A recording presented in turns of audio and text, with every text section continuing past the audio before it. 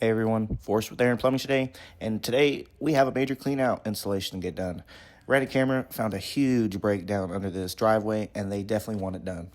Saw cut about a 4x4 hole, dug down, chipped down to excavate this pipe. Goodness gracious.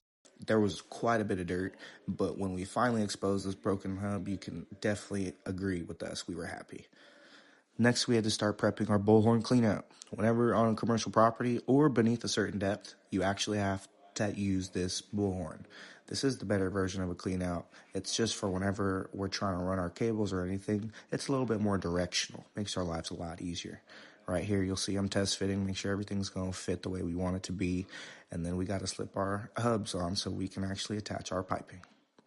Right here, you see that process. It's a little bit of a struggle, but we actually got it on, not a problem.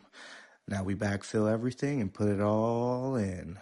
We actually ran a hydrojetter, which we didn't get any footage of, but got everything taken care of, and you bet our customer was happy with everything after we were done.